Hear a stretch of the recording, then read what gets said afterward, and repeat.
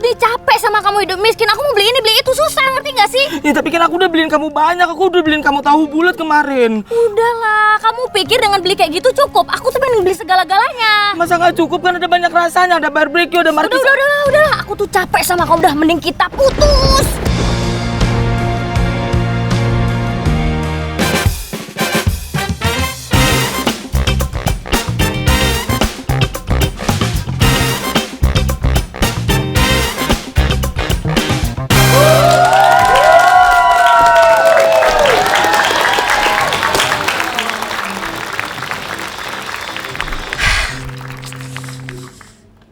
Halo teman-teman semuanya.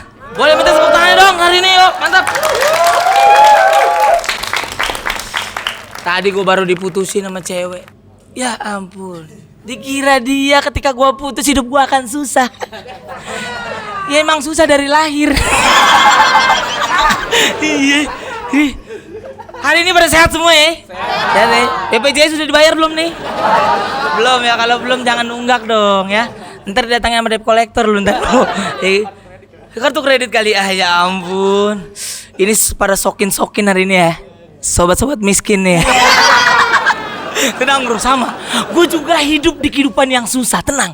Kita satu genre. Gue buat gambarannya nih, susahnya hidup gue tuh kayak dulu tetangga gue ada yang kebakaran. Itu di rumahnya yang masuk cuman selangnya doang. Saking sempitnya gang kecil tuh. Bahkan dulu mobilnya aja di luar tuh. Bahkan dulu tuh karena rumah gua tuh sempit, rumah gua tuh kecil, ya ampun. Gua tuh dulu kalau misalkan masuk pintu nih, terus jalan 3 kedipan udah nyampe pintu belakang. Udah gitu rumah orang lagi. Dan kita tuh sebagai orang susah gitu ya, emang ya kalau di situ tempat tidur kita, di situ ruang tamu, dan di situ kita bercengkrama. Jadi gue kalau tidur sama keluarga gue ya udah nyampingan aja, nggak beda jauh sama ikan lele gitu. Jadi karena kita emang tidurnya sebelahan saudaraku ya, di mimpi kita juga sempet tegor-tegoran. Sempet gue. Dan emang terlahir dari keluarga yang susah, jadi harta yang paling berharga di rumah gue adalah BPKB. Harta yang paling berharga adalah BPKB.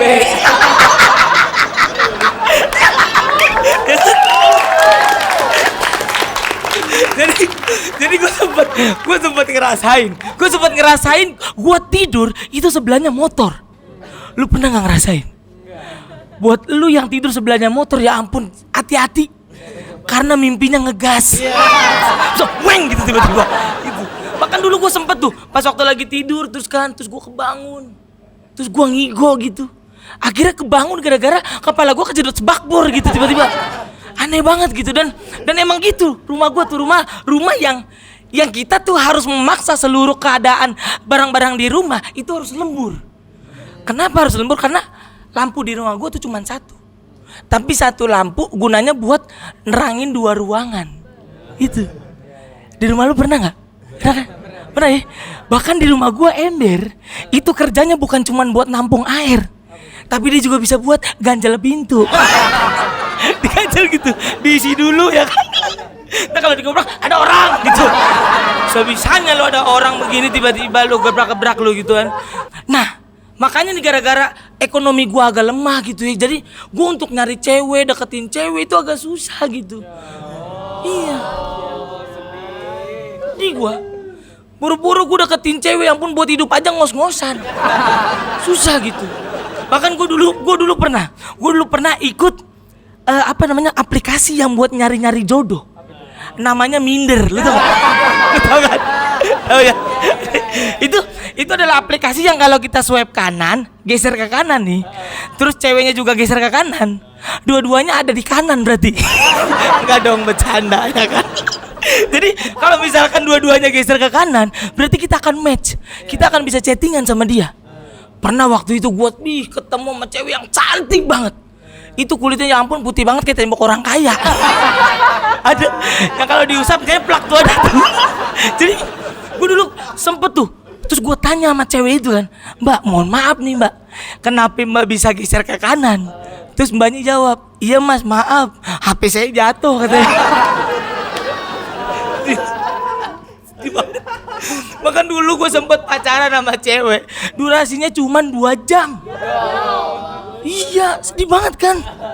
Itu kenapa kita bisa pacaran, karena ceweknya itu kalah truth order. Lu bayangin coba pacaran 2 jam, lo Avenger aja 3 jam coba. Sedih banget gue. Sampai akhirnya gue memutuskan untuk ya udah, kalau emang kehidupan gue susah, berarti yang harus gue rubah adalah usaha gue. Biar keadaan ekonomi kita naik, ya kan?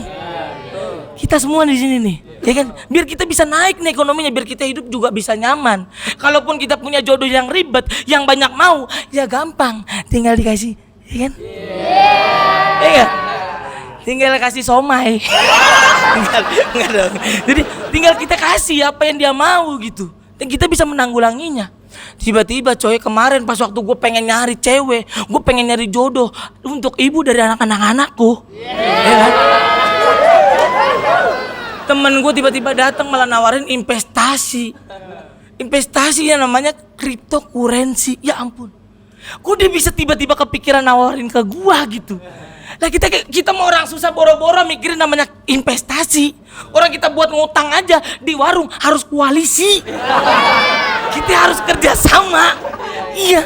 Bahkan dulu pernah, ya ampun gua karena emang orang susah gitu ya. Gua dulu pas waktu ke warung gua teriak beli, ya ampun, nggak ada yang keluar. Takut diutangin. Ya kan? Dan kita sebagai orang yang pengen ngutang, buat nunggu abang-abang itu keluar, kita ngapain? Kita main-mainin beras. Ya kan? Terus berasnya ditaruh di literan, habis itu diratain. Ya kan? Terus kalau kita pengen ngelihat abang-abangnya, kita harus geser dulu. Kita geser saset kopi ya. Ya kan? Harus begitu tuh. Bahkan gue punya harapan gitu, gue kayak gue harus kaya nih, gue harus naik ekonomi gue. Biar kalau misalkan gue kesana beli nggak ada yang keluar. Biar nanti pas waktu gue kaya, ya ampun, gue nggak mau lagi beli di warung dia. Biar dia yang ke rumah gue. Dan akhirnya gue pengen tahu nih, apa sih namanya cryptocurrency itu. Gue tanya sama dia, itu apa sih cryptocurrency?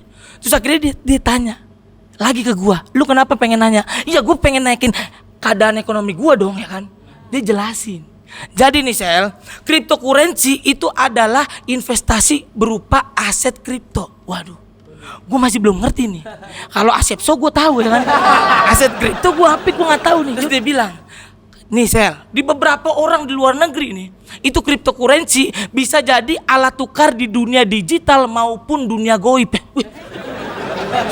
Kaget gue kan, mentang-mentang gue goib ya tiba-tiba. Enggak, itu bercanda kata dia. Bercanda. Jadi itu bisa jadi alat tukar di dunia digital. Oh, mantap juga nih ya kan. Jadi kata dia, di Indonesia itu cryptocurrency bisa diperjualbelikan di platform seperti contohnya toko kripto. Nah, koinnya itu katanya bermacam-macam. Ada namanya Bitcoin, ada namanya Ethereum. Itu lagu Dono tuh, lagu Dono. Terus ada juga yang namanya Ripple gitu. Apa susah lah pokoknya lah. Kita kalau ngomong bahasa Inggris orang susah belibet ya kan. Orang buat belajar bahasa Inggris saya dari Google Map gitu ya. Susah banget gitu ya. Nah, terus kata dia, keuntungannya Sel, kalau misalkan lu ikut di cryptocurrency, itu selisih harga dari proses jual belinya, itu kita bisa menarik keuntungan dari sana. Wih, terus gue bilang, keuntungannya sebesar apa? Lu kalau ikut cryptocurrency, kalau misalkan lu bisa maininnya, lu bisa beli telepon 1 pabrik katanya. Jadi kita hidupnya agak berisik banget tuh, gitu, untuk begitu. Nah, itu terus dia bilang, Sel, lu kalau misalkan milih investasi itu sama kayak milih jodoh. Terus gue bilang, kok bener? Karena sama pengalaman gue juga begitu. Gue dulu waktu deketin cewek, gue pernah deketin cewek, ya kita nggak ada pacaran, nggak ada apa gitu, kita deket banget. Tapi cewek ini setiap hari itu selalu minta pulsa sama gue. 1 tahun gue deket, ya ampun, gue bisa buka counter itu. Sedih banget, tiap hari gue ngirimin pulsa mulu, kadang ngirimin teluh juga kadang gitu. Kadang-kadang gitu. Nah, di investasi gue juga pernah ngalamin. Lu pernah gak sih diajak investasi bodong gitu? Pernah gak sih? Investasi yang kita hanya diiming-imingin akan mendapatkan yang namanya kapal pesiar. Ya kan? Ya oknumnya dapat kapal pesiar. Lah kita cuma dapat kapalan doang. Ya? Jalan juga susah. Susah banget hidup gitu. Makanya nih kita sebagai orang miskin nih, orang susah nggak apa-apa kita susah di ekonomi, tapi jangan kita susah belajar, ya dong. Akhirnya gue cari tahu nih, gue tanya sama dia, gue pengen belajar apa sih bedanya cryptocurrency sama saham. Beda. Kata dia, kalau saham atau forex itu keuntungannya atau ruginya itu bisa dinilai dari mata uang yang kita milikin dan tergantung dengan harga pasar. Nah ini pasarnya nggak jual kangkung nih, beda. Dia jualnya jual saham. Tapi pasarnya ini dia tuh harganya bisa naik turun. Jadi ada banyak sekali aspek yang bisa membuat harganya naik turun.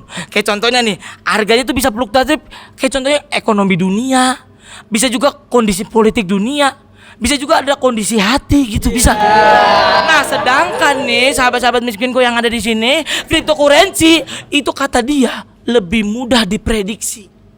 Wih, kok bisa ya kan? Kata dia nih, iya bisa karena cryptocurrency itu hanya bergantung dengan faktor di dunia kripto aja.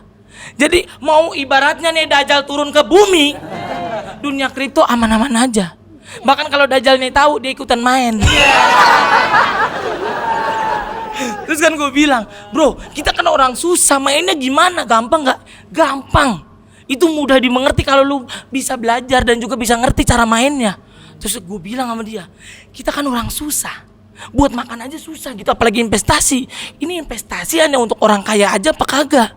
Dia jawab, enggak. Sambil nunjuk gue tuh, enggak gitu. Ini investasi Sel, ya. Ini bisa dipakai untuk semua kalangan. Terus gue bilang mahal nggak ikutannya? Kata dia gimana? Tenang Sel, lu punya uang 50.000 nggak? Punya. Itu lu pakai bisa buat main di cryptocurrency. Wih, gue kok murah banget ya kan? Kita dengan 50.000 dengan gocap nih bisa main di cryptocurrency. Itu tuyul aja sekali jalan cepet lu. Gocap doang lu itu. Makanya terus kata dia, tenang Sel, kalau misalkan lu bisa maininnya, lu pinter maininnya, itu 50.000 bisa jadi 500 juta. Wih, gua kaget, gua hampir serangan jantung itu. Tapi untungnya gue serang balik ya kan, jadi aman gitu. Nah begitulah seharusnya cinta ya kan. Bukan besar uang yang kita milikin, tapi skill yang bermain nih dong. Makanya akhirnya gue berterima kasih nih sama toko kripto gitu, karena akhirnya gue bisa bersyukur gitu. Bersyukur karena dulu ya ampun kehidupan gue cuman putus cinta. Gue cuman bisa putus dari ari-ari. Tapi karena toko kripto akhirnya gue bisa punya kesempatan untuk memutuskan diri gue dari garis kemiskinan. Akhirnya kita orang miskin bisa kaya, ya kan? Mari kita satukan suara teman-teman semuanya. Kita sahabat-sahabat miskin bisa kaya.